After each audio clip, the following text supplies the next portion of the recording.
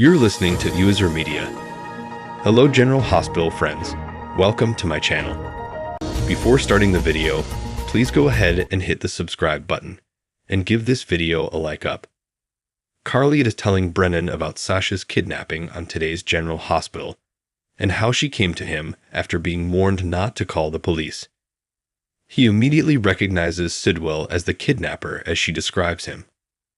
However, Sidwell's instruction to Sasha's mother to return the gems is unclear to Carly. While speaking with Robin on the phone regarding Holly and Sasha, Anna acknowledges that she is concerned. She arrives to Brennan's shortly after and inquires as to what is happening. Carly clarifies that she believes Sidwell accidentally abducted Sasha, but Anna denies this. Sasha's mother is named Holly. Carly believes it's simple. All Holly needs to do is return the jewels. Anna is unsure whether she will do that. But she does have an idea of where to start to get Sasha out of this situation. Portia checks on Lucas and the family, but he just wants to know if there are updates on Sam's autopsy. She doesn't have answers yet, though, and suggests Lucas go home and get rest. He's already covering another doctor and can't go home, so Portia lets him stay if he's sure. Brad watches the whole exchange from the hall. After Lucas leaves, Brad checks with Portia how Lucas is doing. He's waiting for the autopsy report. Is it in yet? Isaiah then walks in, and Portia asks him to speak.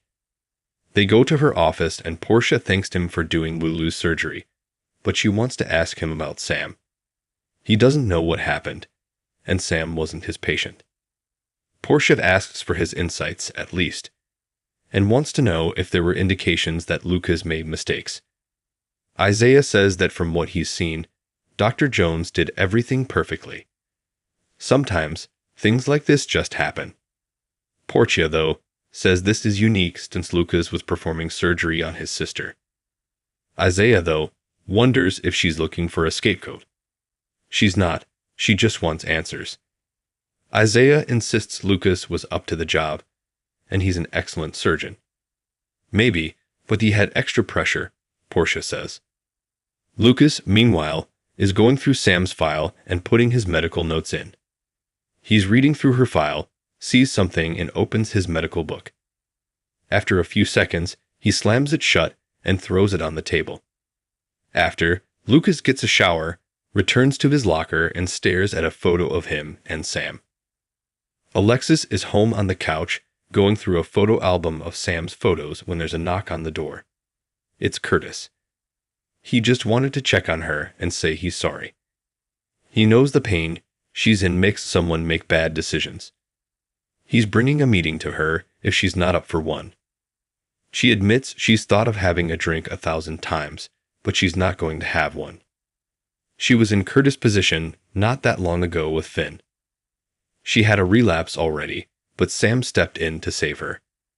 She's tempted now, but Alexis won't dishonor Sam's memory by using her death as an excuse. Instead, it will keep her sober.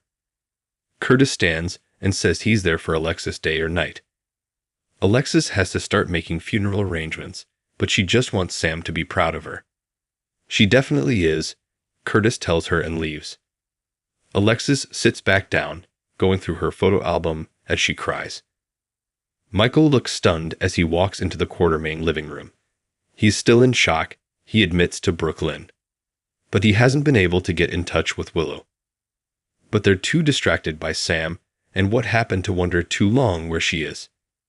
Scout runs in as they're talking, having had a bad dream. She can't find her daddy. Upstairs, Willow and Drew look at each other after making love, then get dressed. Drew apologizes, saying he was blindsided by Sam's death. Willow points out it takes two to tango, but this was a one-time thing. She loves Michael. She goes down the back stairs to make it look like she's just coming in. After she's gone, we see an earring on the ground. Brooklyn comforts Scout, then says the best thing for bad dreams is hot chocolate. They go out as Willow slinks in the front door. She apologizes about Sam and Michael asks where she was. He called and texted. She makes up an excuse and says she wants to be there for Michael right now. Drew comes down and she says she's sorry for his loss and hugs him, as Michael looks annoyedly on.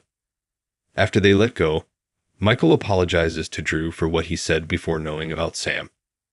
Drew asks where Scout is because she wasn't in her room, so Michael tells him. Scout runs back in and asks where he was. He pauses and Michael looks at Willow. Drew then makes an excuse and comforts Scout as Michael looks suspiciously at his wife. Since Scout isn't exhausted, Drew recommends that they watch a movie. Michael claims he needs to check his phone because he missed some crucial work calls, while Willow thinks that's a fantastic idea. Rather, he watches Willow and Drew sharing a kiss on his phone's baby cam. Dante and his father arrive home shortly after. He assumed Sam was home when he heard the door behind him. Now that he's home, though, it's silent and deserted, and Sam isn't there to bring affection. Dante lashes out at him to quit attempting to fix things after Sonny tries to tell him that it will be that way once more. He has no idea what Sam's absence will do for his family. Sonny tells him everything Dante's feeling is normal, and he has to feel it for a little while. Just don't let his grief drown him. Sonny and everyone is there for him, and they're going to get him and the kids through it. Sonny knows what he's going through. He has to keep getting out of bed because it's what Sam would want for him. Olivia shows up in a bit, asking if Dante's eating, trying to comfort him. When Dante starts talking about feeling like Sam's still there, Olivia suggests maybe he should stay back at the house with the kids. He doesn't want to. He just wants to stay there. Olivia checks to make sure he's okay before they leave. Then Dante talks a bit about how he waited so long to move in together. And when they did, it was amazing. I should have known it was too good to last. Holly begs Robert to not be angry for stealing hundreds of millions in diamonds. She needs his help, and he promises to do what he can. She tells him Sidwell ransacked her room but didn't find the diamonds, and she can't tell Robert where they are. She went through too much to get them. Talk turns to Sasha when Robert says their lives can get complicated, and having a daughter may make it more complicated. But he wants to get to know her, and for Holly to be there, so she needs to tell him what he needs to help. In the show's final moments, Carly's impatiently checking her phone waiting for news from Anna. Brennan assures her Anna knows what she's doing, then asks why Carly came to him, rather than Sonny or Jason. Carly says they lost someone very important to them, and he was the next best thing. In the hospital locker room, Lucas is getting dressed when he and Brad spot each other. Alexis is on her tablet looking at funeral service information when Sonny shows up at the door. "How are you?" She shows him the funeral home information. There's so many decisions they expect her to wait. That can wait, Sonny says, but Alexis insists it can't. Everything has to be perfect. She starts rambling, and Sonny gently tells her to stop. She just wants someone to tell her this isn't true. When Dante gets home, he goes to the closet, goes downstairs, and takes Sam's leather jacket, holding it to his face. When Willow and Drew enter the foyer with Scout, Michael is viewing the video of them fighting. Scout requests Willow's assistance in tucking her in. After telling her to take his time, Michael resumes watching the video. On General Hospital, Lucas confides in Brad, Brennan worries about Carly's safety, and Alexis eventually confides in Sonny.